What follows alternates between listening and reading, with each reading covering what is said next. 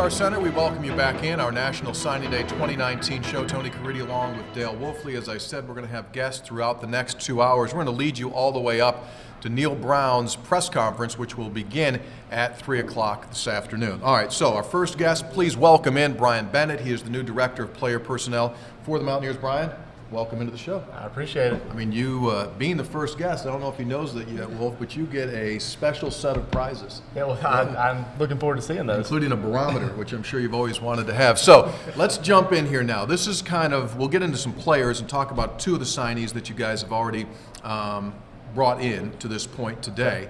But first off, let Mountaineer Nation know a little bit about you. Background, where you were, where you've been, and the thought of coming to West Virginia. Why was it the right choice?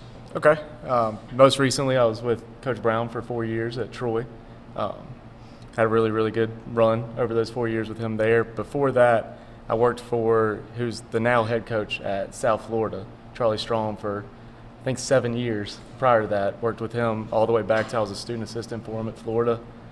Went on to be a GA with him at Louisville, and then analyst for him at Texas.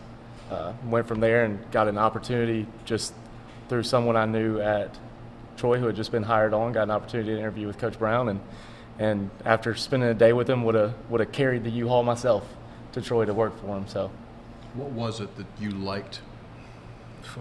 That was hard. It's a hard thing to lump into one little statement, but I spent the entire day with him. It wasn't just an interview. I showed up in a suit and tried to put my best foot forward, but it wasn't that. We actually drove over to his house that he was doing a renovation on. Got to see that.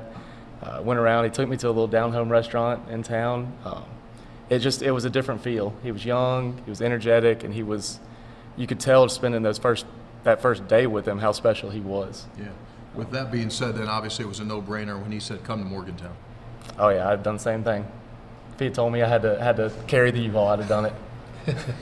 You know, Brian, what you're talking about one day is all it really took for you to jump on the banner, and with Coach Brown and the whole staff grinding right off the bat to keep all these recruits West Virginia had signed already, that's pretty impressive. I mean, to me, that seems like the same effect that you had with Coach Brown, he had on the recruits that we've already signed. It is. And the thing you'll learn about Neil, and the thing you'll see about him moving forward is how genuine of a person he is, and how his care and love for people is really, really obvious the first time you ever speak to him.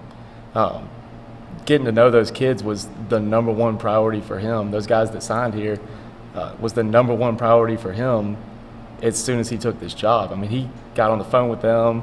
He was Twitter messaging them to get their numbers so he'd get on the phone with them, talk to them, make sure they were fine. It was his two goals were to make sure our guys at Troy were fine, make sure he left that place the right way, and to make sure the guys here on the team and the guys that we had signed were in a good position and felt comfortable with them.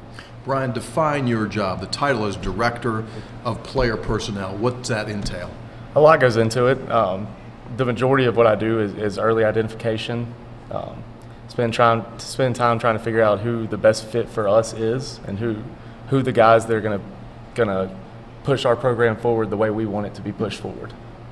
But I do a lot. I do a lot with visits. I do a lot with communication, organization of coaches while they're out on the road. Just a little bit of everything. Just anything that has to do with recruiting has gone through me. Yeah, so it's been incredibly busy, obviously, since you guys. It's been 1 month. February, today is 6. They were hired on January 5, so it's been absolute chaos, It's been huh? pretty chaotic. I haven't found a place to live yet, so that's what I've been doing all day Small today. things. Don't worry about the small You things. can always stay at my house. I'm looking forward to it. Hey, let's jump in here, Brian. Tell us a little bit about two of the guys that are already on the list. Jordan Jefferson is a big defensive lineman. Give us your background on him. Yeah, I'm really excited about Jordan. You know, we have known Jordan for 2.5, 3 years. Have been recruiting him. We early identified him. He's from Navarre High School down in Panhandle, Florida. He is exceptionally strong. He's young for his grade. Right. He's almost a full year younger than most of the guys his grade level. He's an exceptionally strong, exceptionally explosive kid. You see it on his film. I mean, you feel bad for the offensive lineman he's playing against, and that's a good program down in Pensacola that he's on film against here. And Jordan's just explosive. His best football is ahead of him. He's a workhorse. He's quiet. Does it all right, man. His dad's quickly became one of my favorite people in recruiting. So I've really enjoyed getting to know that. I'm glad he's on board with us here. When I look at him and I break him down, and I've seen it, he's got that big can.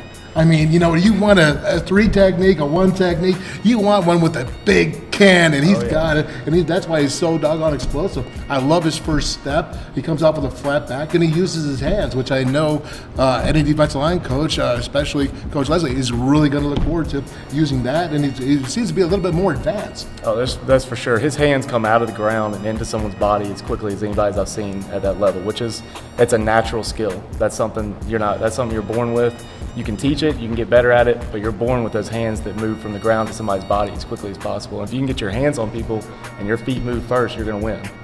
And that's what he does really well. And then obviously you've seen pictures of him. He's as strong as anybody you'll see at his age in the country. He's unbelievably well-built kid. All right, so let's continue on here. The other player, you talk about size and you talk about speed. You don't often see 6'5" safeties. In West Virginia, a while back, remember Robert Sands was here, and he went on to the NFL. We're talking about Roisin Lin, and here's another guy that you guys had a pre-existing relationship, correct? Correct. So Roisin's another interesting one. We lost a coach just to another job during January while I was at Troy, and it was the January recruiting period, and I actually took over for him on the road just to fill that gap for us, and I went down to Orlando and I spent a bunch of time, and I actually went by Cocoa High School, and one of the people I got to eyeball while I was there was Roisin.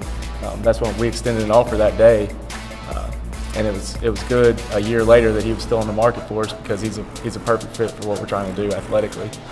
You mentioned his size, 6'5", 200. I was talking with Neil just a little bit ago.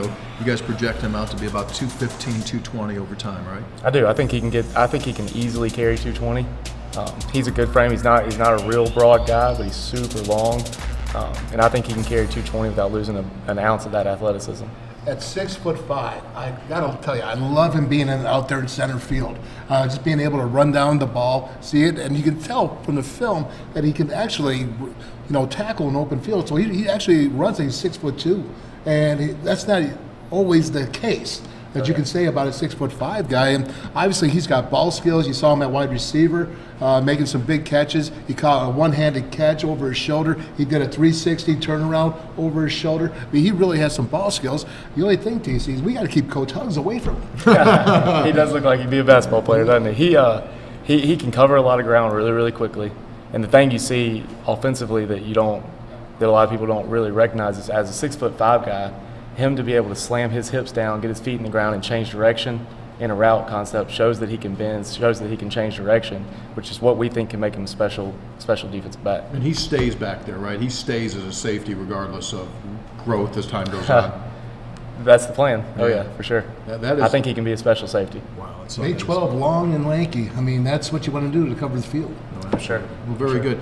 Obviously, there's going to be another announcement later on this afternoon. We got some press conferences that are going on. You mentioned the word relationship several times already.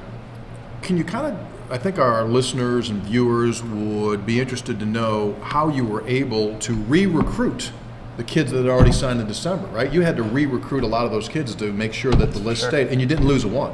No, that's correct. I think those kids, and kids see it when they're made a priority. Kids know that.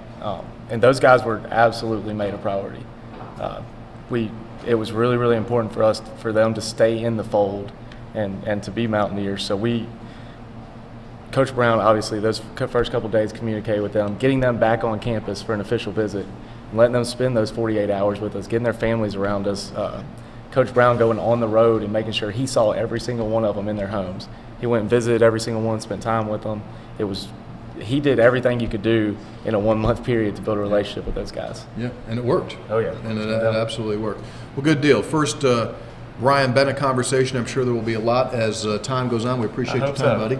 Thank you. Ryan Bennett, WVU's new Director of Player Personnel. We invite you to stay tuned. Jed Drenning joins us when we return, and we'll kind of break down this overall class. As we said, we had the first signing group in December. A couple more names added to the list today. We'll talk about that and more. Do stay with us. Our 2019 National Signing Day show continues from the Pushkar Center.